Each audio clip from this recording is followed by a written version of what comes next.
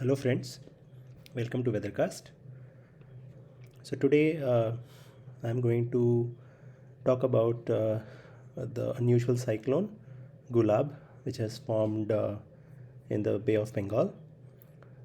As of 25th night, this system is near north central Bay of Bengal, right here, and it is now a cyclonic storm, and it is a few kilometers from North Andhra Pradesh coast as well as South Odisha coast, and of course it is going to move in the westward direction and make landfall tomorrow, which is 26th of September evening, in between North Andhra Pradesh and South Odisha.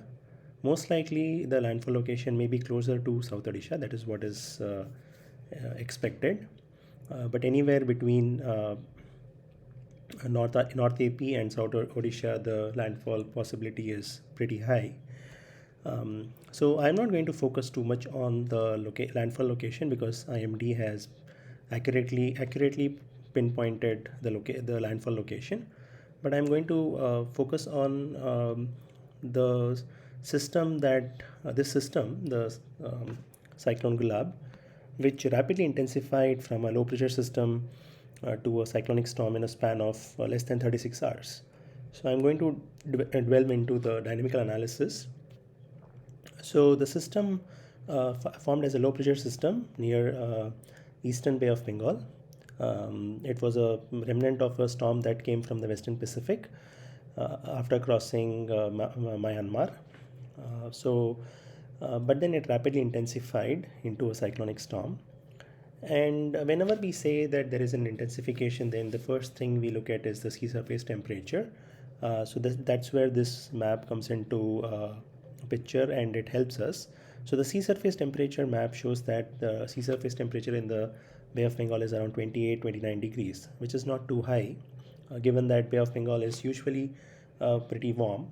But this is monsoon season, and that is pretty much expected that the sea surface temperature may not be very high.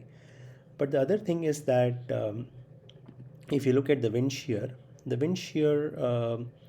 in this region is also quite high, of course, because of the interaction between the the subtropical easterly jet and the westerly winds. So that is going to create a pretty high shear. And the shear values are around 15-20 knots, which is pretty high because usually the favorable wind shear value for intensification is less than 10 knots. But right now here, although the wind shear is weakly favorable, but it is not too favorable for the system to rapidly intensify.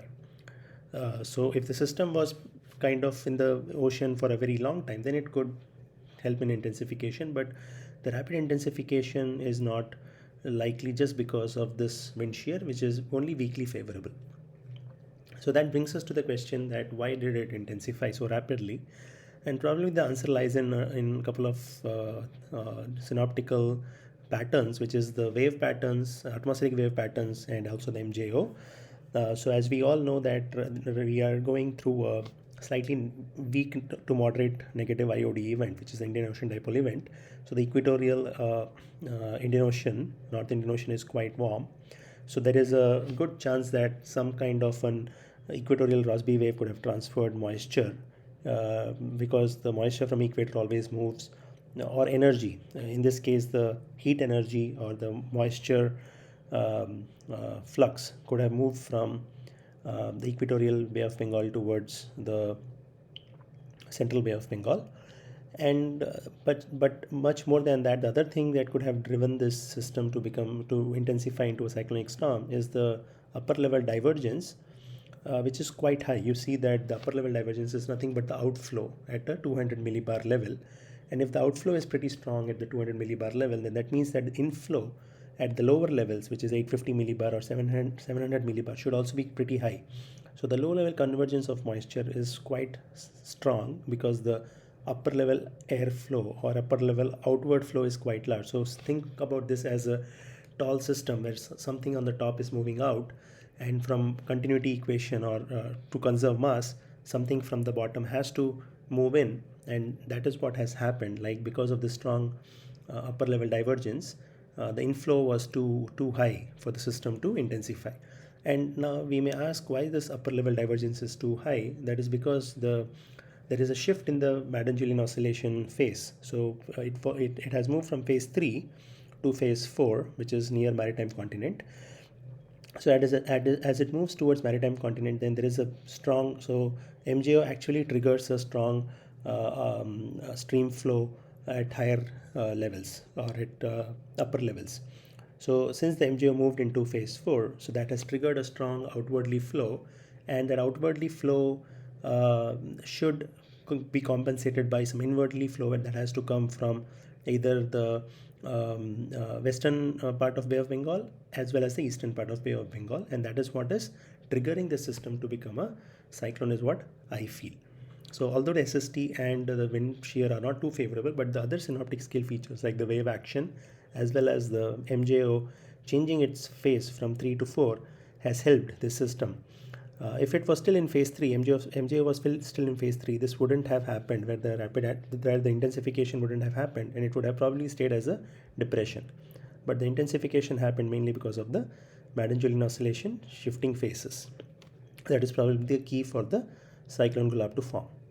Now, talking about the trajectory, so let us see. So once it moves, makes landfall somewhere near South Odisha or North Andhra Pradesh, most likely towards, I'm leaning towards South Odisha, because it is going to, because of the upper level ridge that was present, this was moved slightly northward. So that slight northward movement and then followed by a more flatter movement because of the steering winds is making it a more probabilistic landfall scenario as South Odisha near Gopalpur. So once it crosses that, then it is actually going to move flat. It is not going to move because of the steering winds again. It is going to maintain a flatter trajectory, and then it is going to enter Chhattisgarh. Maybe the outer bands would enter parts of Telangana, and then Maharashtra, especially the interior Maharashtra, which is part of Vidarbha, as well as again the outer bands are the ones which are the key. So outer bands are going to actually be covered over South Madhya Pradesh, Vidarbha, Marathwada, North Telangana, and of course parts of Chhattisgarh as it moves inland.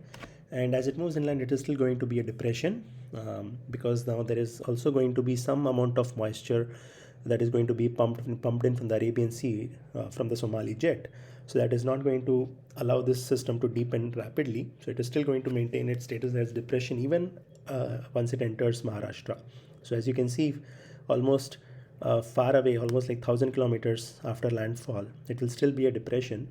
So that is going to give heavy to very heavy rains, which are unseasonal rains for this late half of September monsoon season, or we are coming into the closing of the monsoon season. So these rains do more harm than good, and it will continue its trajectory. It will cross Maharashtra, maybe northern Maharashtra especially, and then enter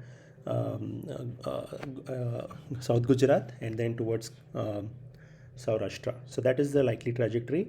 So it is going to most likely take a more flatter trajectory, um, uh, because of the steering winds, and it is going to make impact over, of course, especially over North Andhra Pradesh, Odisha. After that, Chhattisgarh, then northern Telangana, Maharashtra, and then southern Madhya Pradesh, South Gujarat, and Saurashtra as well. So this is my take on how the Cyclone Gulab is going to um, move going forward. It will cover coast to coast in the next 3 days. So tomorrow it will make landfall, and then by 29th it would have probably reached the tip of Gujarat. So that is the next 3 to 4 days are going to be the key, and that is going to give rainfall to different districts. So please follow IMD updates and be alert. Okay. All right. That's it from my side. Thank you and stay safe.